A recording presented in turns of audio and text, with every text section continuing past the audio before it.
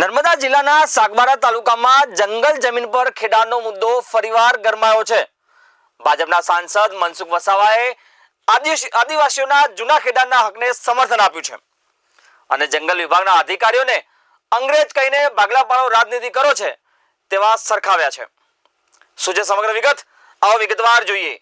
નમસ્કાર, હું છું જયદેવસિંહ વાઘેલા અને તમે જોઈ રહ્યા છો વીઆર લાઈવ ન્યૂઝ।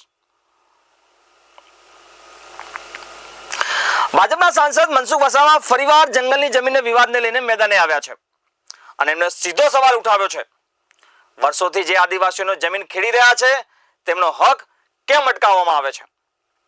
મનસુખ વસાવાએ સ્પષ્ટ શબ્દોમાં કહ્યું કે નવા જંગલના ખેડાણનો હું વિરોધ કરું છું, પરંતુ જૂના ખેડાણને મારું સમર્થન છે।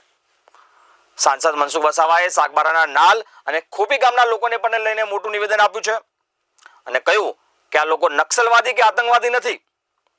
સ્થાનિક લોકોએ કોઈ ઘૂસણખોરી નથી કરી। ફોરેસ્ટ વિભાગના ઉમરપાડા અને સાગબારાના આદિવાસીઓ વચ્ચે વિવાદ ઉભો કરી રહ્યો હોવાનો આક્ષેપ મનસુખ વસાવાએ લગાવ્યો હતો।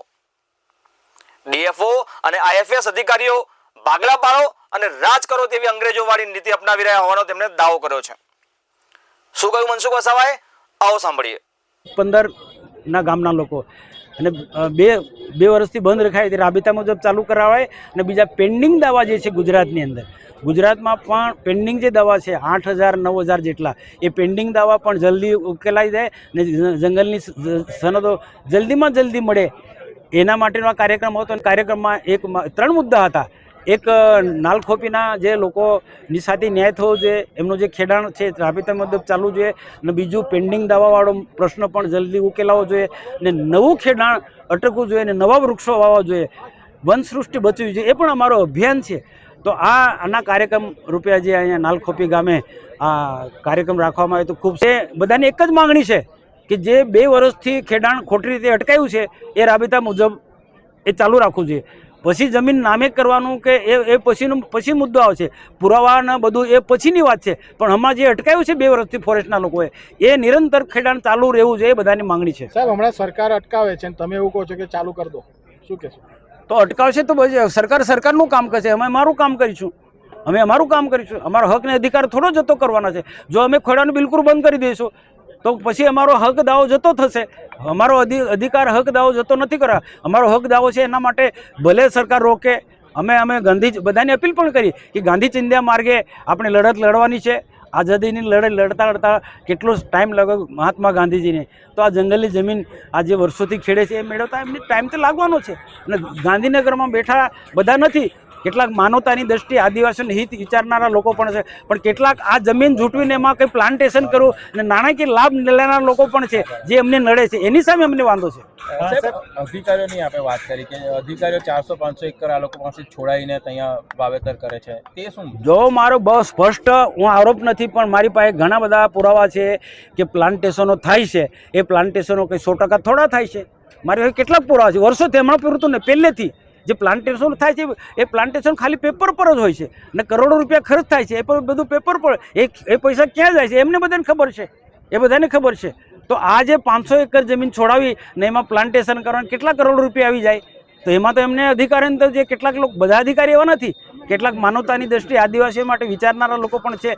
તો આ જે 400-500 હેક્ટરની અંદર પ્લાન્ટેશન કરો તો કેટલા કરોડો રૂપિયા આવી જાય, તો કેટલા બધા એમને માલ મળી જાય। તો આ એંગલથી પણ વિચારનારા લોકો હોય ને, તો એની સામે અમને વાંધો છે ને એવા અધિકારી મને ખબર છે। આ પૂરતું જ નહીં, નર્મદા જિલ્લો હશે કે ગુજરાતની અંદર કે ઘણી બધી જગ્યાએ જે પ્લાન્ટેશનો થાય, હું એમ કહું કે છેલ્લા 15 વર્ષ કે 10 વર્ષ થયેલા પ્લાન્ટેશનો તમે જો આ સર્વે કરાવો, એને પૂછો એ અધિકારીને, જે તે વિભાગનો જે ડીએફઓ હોય એ ડીએફઓને પૂછો કે પાછલા વર્ષની અંદર તમે પ્લાન્ટેશન કર્યા છે, વૃક્ષો રોપ્યા છે, આજે કેટલા જીવે છે।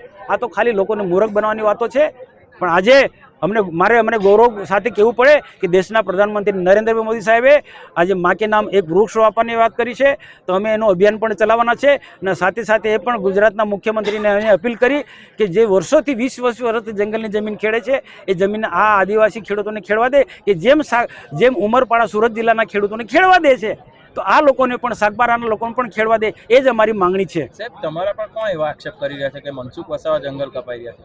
એ તો આક્ષેપ કરનારા ઘણા લોકો કરે છે। આજે જે દિવસે મને કેટલાક મંત્રીએ એવું કહ્યું કે તમે જાઓ સમજાવો. જે સામૂહિક રીતના ખેડાણનો કાર્યક્રમ રોક્યો હતો ગયા અઠવાડિયે, સામૂહિક રીતના હું તેમાં આવવાનો હતો.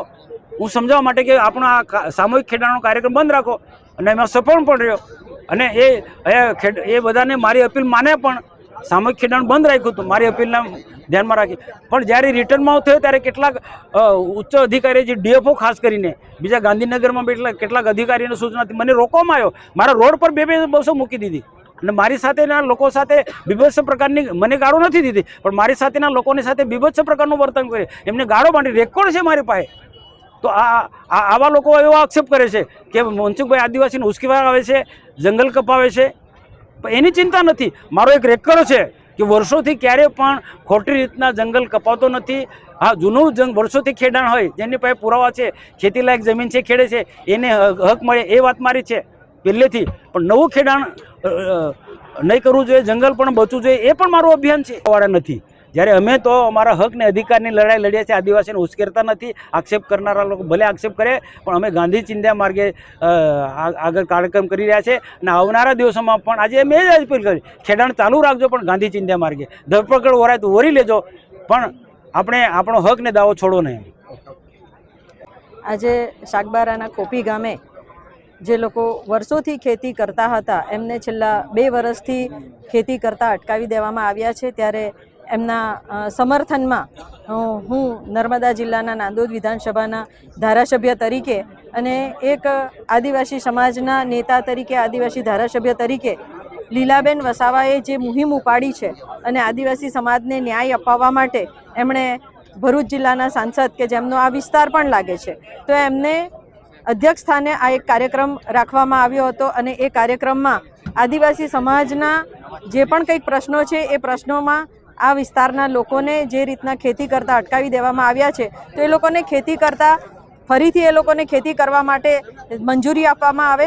અને જેવી રીતના ઉમરપાડા વિસ્તારના ખેડૂતો ખેતી કરી રહ્યા છે, ત્યારે આ જ જે જંગલની જમીન છે એ વિસ્તારના, ઉમરપાડા વિસ્તારના ખેડૂતો પણ ખેતી કરે છે. તો એવી જ રીતના સાગબારા એટલે કે નર્મદા જિલ્લાના આ વિસ્તારના લોકો પણ ખેડી રહ્યા છે. અને આ કંઈ આજનો પ્રશ્ન નથી, આ વર્ષોથી એટલે કે 2002થી આ લોકો ખેતી કરી રહ્યા છે. ત્યારે એમના હક માટે, એમના અધિકાર માટે, અને આદિવાસી સમાજ છે જે જંગલમાં રહીને સર્વે જીવજંતુની સાથે, પ્રાણીઓની સાથે જંગલનું પણ સંરક્ષણ કરે છે. ત્યારે એવા આદિવાસી સમાજના ખેડૂતો જ્યારે આ ખેતી કરી રહ્યા છે અને એમને જ્યારે અટકાવવામાં આવી રહ્યા છે, ત્યારે એમના સમર્થન માટે હું પણ નર્મદા જિલ્લામાંથી એમના સમર્થનમાં આવી છું. અને મારું આ વિસ્તારના સર્વે લોકોને પણ સમર્થન છે. અને બીજી એક મહત્વની વાત કે નર્મદા જિલ્લોમાં નાંદોદ વિધાનસભા જ નહીં, પરંતુ ડેડિયાપાડા વિધાનસભામાં પણ મારું પોતાનું મોસાળ આવેલું છે. અમારા પરિવારના ઘણા બધા લોકો પણ આ વિસ્તારમાં રહે છે.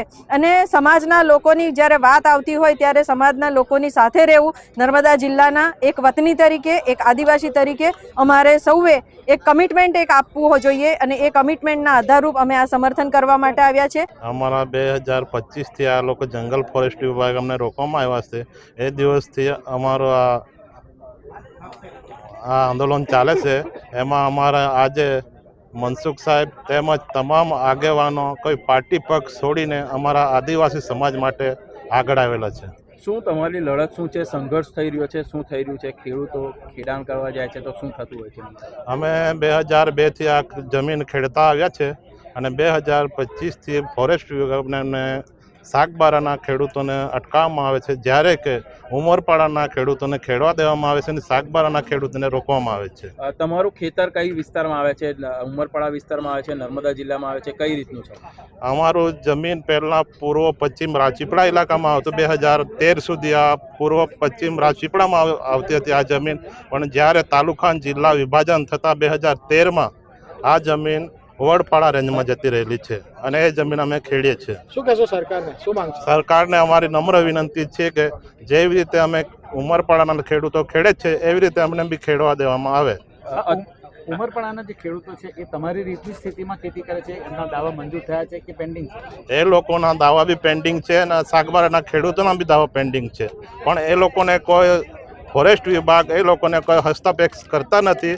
અને ખોપી સાગબારાના જે 12 ગામના ખેડૂતો છે એ લોકોને ફોરેસ્ટ વિભાગ કાયમ માટે રોકે છે અને ઘર્ષણ માટે ઊભું કરે છે. એટલા માટે જ્યારે આ બધાને આહવાન કરવામાં આવ્યું હતું કે સાગબારાના 12 ગામના ખેડૂતોને સમર્થન માટે આ બધા લોકો ભેગા થયેલા છે. આજે મનસુખ દાદાએ કહ્યું છે કે ખેડાણ કરવા માટે જજો, તો તમે જશો?